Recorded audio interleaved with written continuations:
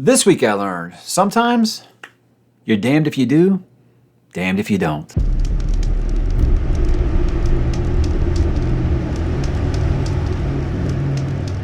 Hey, what's up, bookworms? Mike back with another weekly update. Hope everyone had a wonderful, wonderful Valentine's weekend. And maybe it's still continuing for you. I hope so. Very, very fun week on the channel here. We're going to talk about all those things, starting with what am I reading? Guys, I did finish The Death of Dulgod. Now, this is book number 3 in the Rhaenyra Chronicles, a prequel series to Rhaenyra Revelations. More Royce and Hadrian is never a bad thing. However, I'll say of the 3 prequel books, this is my least favorite so far, and just because someone has to take that place, you know.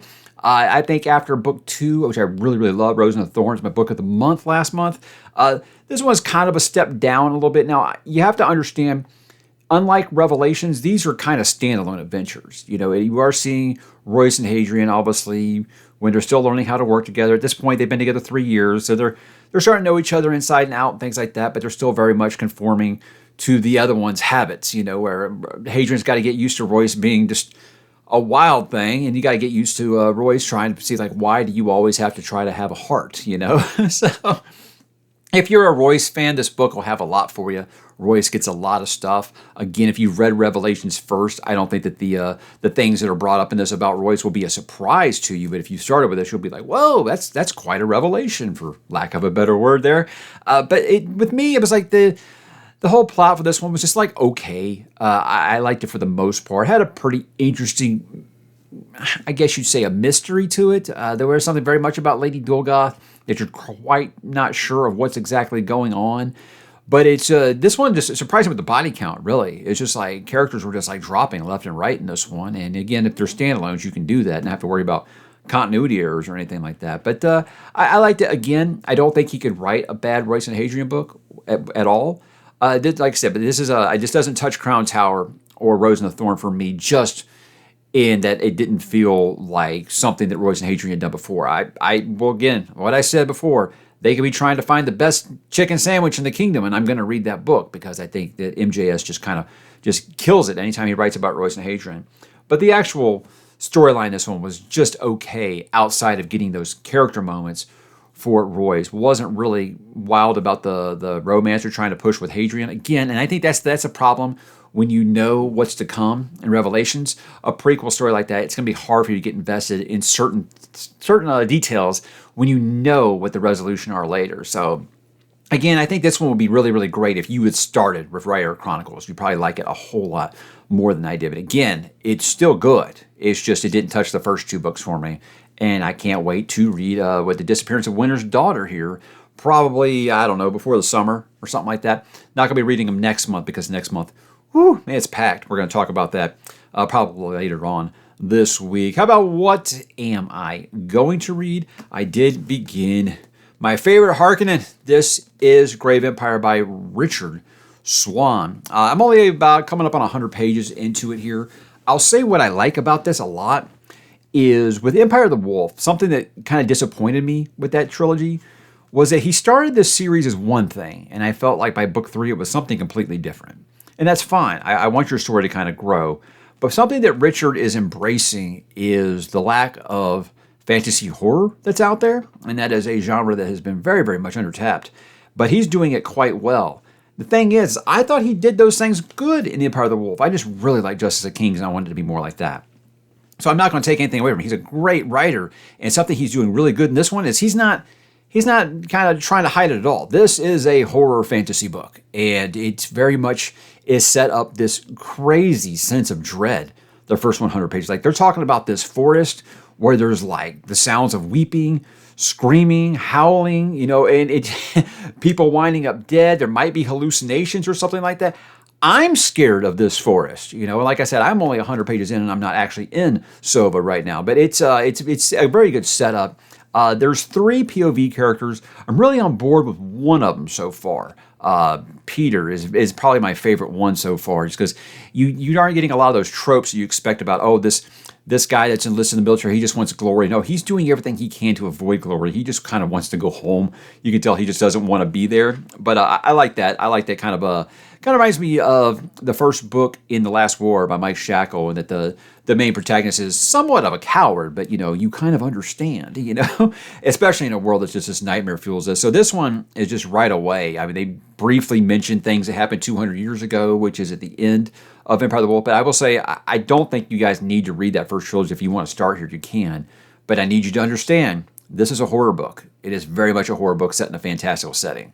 So there is that. There's necromancy, there's blood magic, there's all kinds of things like that. So I would still put it in the fantasy genre, but there's mermen, there's other hell beasts that I won't ruin for you, and it's exciting. It's exciting stuff. So I think Richard keeps on flexing his muscles of creativity, and I can't wait to see these wolfmen he keeps talking about, because add a little bit of lichens to something, that's going to be a lot of fun. But very excited to continue with that, and that's probably what I'll be doing for the rest of the week. And then I have Mystic River coming up for, that's not Mystic River, that's the new ℚ𝕤𝕤𝕣𝕠𝕜. Times like that, I wonder, should I leave that in or should I take that out? But you know what? Hey, it just happens sometimes. I did get the new ℚ𝕤𝕤𝕣𝕠𝕜 arc, and I was kind of maybe reading a chapter or two of it already because I'm so excited about ℚ𝕤𝕤𝕣𝕠𝕜. But we'll be starting Mystic River. That is going to be for ℚ𝕤𝕤𝕤𝕤 with Brian and Philip and John at Talking Stories. I'll be very, very excited, because the thing that I'm excited about this is people are telling me, as much as you like Blackmouth, I'm very convinced you're going to like Mystic River. And I'm like, holy crap, okay. That sounds excellent. I mean, obviously, this is a book that has a huge, huge reputation, Oscar-winning movie, and Dennis Lehane is an author that comes up quite a bit as a lot of other booktubers' favorites. So excited to get into it. But that's all I have for the rest of February, which is good, because I would love to get a head start on March, because it's going to be quite heavy, as you will find out here very, very soon. How about this week on the channel, guys? I did my book haul for January, very, very heavy month. And I'm so thankful, don't get me wrong, without a doubt. Some of those broken binding editions are amazing. Michael J. Sullivan sent me some absolutely stunning leather hardcovers, and it was one of those where I was like, this one might have to be labeled as explicit content, because some of these books are spicy, because it was just so pretty. So thank you to everyone who sent me something. I always appreciate that. And again, I think the best thing about a book haul, besides me being able to say thank you to people who will send me something, is just it starts a good conversation about a lot of books I haven't read or maybe hadn't planned to read, and listening to some of the comments, some of the feedback on some of those books makes me interested in reading that. And that's always an exciting time. I did a romance video. Now, this is for Valentine's Day. I always try to do something Valentine's themed. I skipped last year, and I think it's because the year before I had done Stephen King, my favorite Stephen King couples, and like nobody gave a shit. So I was like, okay, what can I do this year for Valentine's Day? And I thought, the word romantasy has just kind of gotten applied to everything with romance in it now. Any fantasy book that has a romance in it has people just like groaning out loud now. And I started being like, not all love stories have to be romantasy, you guys. I think there can be a SFF book that just has romance in it. But one thing I wanted to kind of talk about in that video was, I do believe we're guilty now of, if something has a female protagonist and is a fantasy setting, it's automatically labeled as romantasy. And I think that's unfair. The comparison I made in there was Mercy Thompson is a series, I get told, is a lot like Dresden Files. Yes, there's a romance in it, but that doesn't automatically make it romantasy. And I'm like, if it's just like Dresden Files, and guys, I don't know if you know this or not, Dresden Files has a romance in it, and I don't hear anybody calling it romantasy. Is it just because you have a male protagonist? And I think that's really unfair. And I think we've all been guilty of it a little bit. So I just kind of want to address some of those things and say, hey, these are some ones I may check out in the future. Now, the reason I say may is because I'm not committing to any of that. I mean, there's several on there. I'm going to read John Green. I'm going to read Paper Towns, because we are going to a John Green book signing here in March. And I feel like I should read at least one of his books, since the author my wife reads a lot. I was like, I should read one of his books before I go to that, for sure. So we're going to read Paper Towns together in March. There's a little spoiler for you. And I'm going to read what Perks of Being a Wallflower, High Fidelity were the ones that really, really grabbed my interest, of course. I'm probably going to check out Mercy Thompson or Kate Daniels. So it's one of those where, like, I will probably try most of those series. There are some there I'm like, I doubt I'll try these. But, I never say never on this channel. So I didn't try to just put a bunch of series up there and just LOL at them or something like that. I think what I said, and it might have been confusing, was if I don't like something like Sarah J. Maas, at least it'll be good for the LOLs, like when I read Shadow and Bone by Leigh Bardugo. It's not meant to be disrespectful to anything. If you love it, that's awesome. I say all the time, I know this isn't written for me. And I stick by that. But you know what? That's one of those where if my wife decides to ever cash in that ticket, I'm going to go ahead and abide by that because she holds the keys. She holds the keys to me ever reading Sarah J. Maas. I put out a live stream on Friday. It was just one of those where there was lots of stuff going on with the BookTube community. I'm not going to get into it now because it's just if you comment on it, you step in it. It's exhausting. Let's put it that way. But something I was seeing was all content creators, all booktubers, especially male booktubers, are really getting dragged as just like the scum of the earth. And that this was just like an awful toxic community. And I'm just like, no, I think BookTube is still a very, very highly positive and good community. And I'll stand by that forever. I think that it's something that should be celebrated. So I just kind of wanted to put out like kind of a good vibes live stream and just turn into, obviously an AMA, and there was some heavy questions in there, and usually while I would ignore some of those, I answered some of them, and I know that not everybody loved that. I think several people have accused me of being a grifter and things like that, or a virtue signaler. It's just, again, I think when you've got a platform of a certain size, if you don't say something, people jump all over you. If you do say something, they jump all over you. When more details come out, they jump all over you and tell you should have waited for more details, although they demanded that you make some kind of statement. It's awful. It's awful, and I'm just going to leave it at that.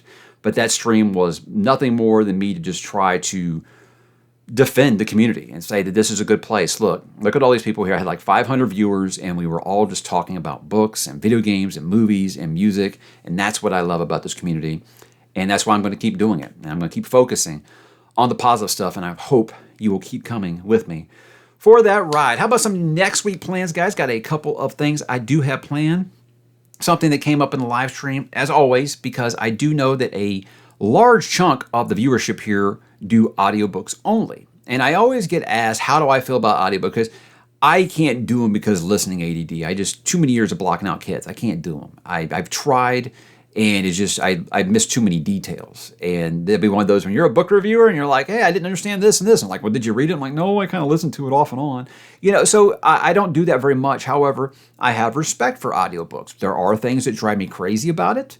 And I think I'm going to talk about this. I'm going to kind of like do like a why I love and do not love audiobooks. And I think it's just because it's a question that comes up so much that I got to kind of address it, because I have to realize sometimes not everyone that's here is a constant watcher. They might be new. They might wonder. So if you feel like I've talked about this in the past, you've been with me for a long time, thank you so much. But I have like fresh takes on some of these things. And there are some things I want to talk about. And I will say it's more good than bad. Just because I can't do it don't mean I have any ill will towards someone who prefers to listen to the audio. It is really weird when I say I can't audio and people are like, no, you can't read Dungeon Crawler, Carl. You have to listen to it to get the experience. I'm like, okay, so it's an interesting situation for someone who is audiobook illiterate, but I'm going to kind of talk about that and the reasons that I think that it's a good thing overall. It really, really is. And I'm not going to get into is it actually reading or not? Consume the story the way that's the best for you. That's what I say on it. And I'll be talking about that March TBR a little earlier than it was this previous month. That's because of the whole end of year awards kind of like screwed everything up there with my timing. But this, I want to get it out a little early because I may be starting on it a little early if I finish these next two books. I don't know how, not being able to see it, because I got it on Kindle, not being able to see Mystic River, I'm not quite sure how long it is. But this isn't exactly what I call short. Richard has a lot to say. This is like 500 pages. 507 pages. So I imagine it'll take me at least that week, but I don't imagine it's going to take me 2 weeks to read the rest of The Great Vampire and Mystic River. I don't know. Crazier things have happened. So I'll be doing the March TBR a little bit early, and hopefully if any of you want to jump on board with some of those, and I hope you do, I'll be stretching it to 6 books next month, and we'll talk about why. And it's going to be quite a lot of fun. That's all I have for the books, guys. Got a couple of TV and movie talk things here. And there aren't really anything special except what we watch this week. I watched a family movie night. We take a turn each week. One of the 4 members of the family picks a movie. And it was my oldest pick. And he said a while back, I know that you love reading dragon fantasy, so it's important to me that you watch How to Train Your Dragon with me. And I watched the first movie and I liked it. It's been a while, a whole rotation, but we got back around. And I think last time he picked the Goonies just because the Goonies is great. So it's been, 2 months, but now we watched How to Train Your Dragon 2. And I gotta say, look, the first one was great. The second one, kind of had a hard time watching it because my allergies kept messing up, if you know what I'm saying. It's got some dad shit in it, guys. It was, I know I'm like the last person to watch these, but what I'll say, these movies are great, and they're not great in like a Disney Pixar way. And I don't mean that as a bad thing. I like Disney, I like Pixar movies. That's not what I'm saying. It's just different. It has its own flavor to it. It's more adult. Does that make sense? It feels like it's respecting kids. It's treating them like adults with its storytelling. And I really, really like the way that they're doing that here, because there's a scene where something really, really bad happens, and there's not the old tropey, oh, my character's dying, I'm going to make sure that I live long enough to say my last words. And it's just like, boom, dead. And it's just like, holy crap, man. And so, yeah, it was very much, I thought it was going to go kind of the Empire Strikes Back kind of ending, but it did have kind of a resolution. But what my kids have been telling me is, oh, you thought that was sad. How to Train Your Dragon 3 is Toy Story 3 sad. And I'm like, well, I don't know if I want to watch it now. Because Toy Story 3 assassinated the hell out of me, right? But How to Train Your Dragon, great movies. Great, great movies. I don't know about the new live action one. My kid's excited, obviously, but even he's kind of like, yeah, it looks like a shot-for-shot remake, but cool.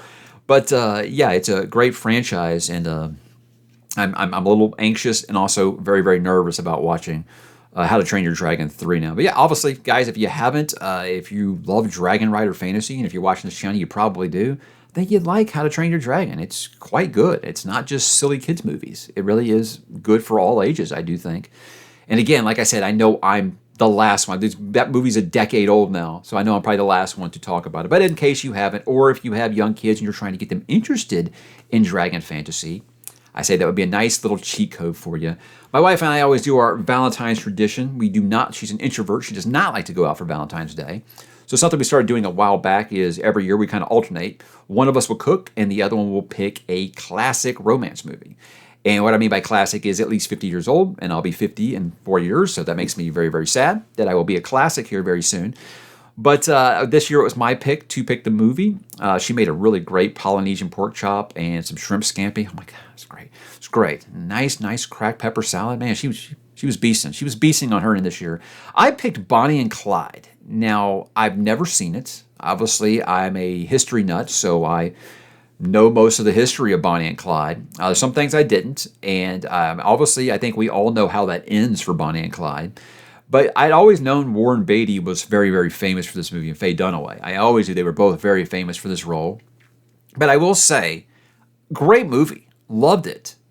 I think the romance aspect is oversold big time, because it never really felt like a romantic kind of movie, but it was very good. We did like it. Amazing performance by both characters. And Faye Dunaway, oh, be still my heart, you know? It was really good. Seeing Gene Hackman, and I didn't know that Gene Wilder was in it. I'd never seen Gene Wilder that young, so it's like pre-Willy Wonka, you know? But it was a really, really great flick, and I think everyone should check it out if you're just interested in the history of those characters. And the thing is that I've heard the negative feedback on that movie is like they didn't like that it kind of like made them almost like celebrity-like. And I got to tell people, you know, during the Great Depression, the bank was seizing everyone's land and everyone's houses. Yeah, Bonnie and Clyde were celebrities because they were robbing banks. That's why the people loved them. They kind of looked past all the murder, of course, you know. But again, I think that's something at the time they were like a media sensation, because in the Depression there wasn't very much for the people to cling on to. But that's a very, very dark and depressing conversation, but a great movie. Great movie. Hope you guys will check it out. I don't have anything else. I guess you would say some gaming talk here. And again, this is nothing new. A couple, like, was it 2023 now when Baldur's Gate 3 came out? I tried playing it on my old computer, and I was really liking the game, but while my computer could handle it, it kept crashing. So I guess you'd say my computer couldn't handle it. Now that I have an Alienware computer, I'm thinking, I can play Baldur's Gate 3 safely now without it crashing during the middle of a hour-long boss fight. That sounds exciting. So that's what I have actually go ahead and started here, which would be technically my third start. So the first time I started, and I was playing as a female character, and then I was like, wait, I want to do this romance with this one character. So I changed to a male character. And then, like I said, that's when my computer kept crashing. So this time, yeah, I'm going to do both. I'm going to play the game, and I'm going to do the romance, because I heard it's very, very good. It's very, very interesting. And I've always loved that they have the branching romances and stuff. It's very cool. You don't have to get into all the horny stuff. You know, like a lot of people like in Starfield, they're like, why can't you hook up with more characters? And everybody was like, if you're just being horny, you know, you can go play Baldur's Gate. But for me, it's just like, hey, good written romance, just like I was talking about with the romance books. You know, sometimes I'm a softie at heart, and I do love a good love story. So hopefully that'll be something that's very, very pleasing, because it's a very, very popular game, and I imagine it's because the writing is really, really great. And I can't wait to get past about like that 8 to 10 hour mark, which is as far as I've gotten in the game, and see how things do develop. But guys, that was my week. I'd love to know what your week is shaping up like. Why don't you go ahead and drop in the comments and let me know what you're watching, what you're reading, what you're listening to, and what you are playing. I will talk to you there.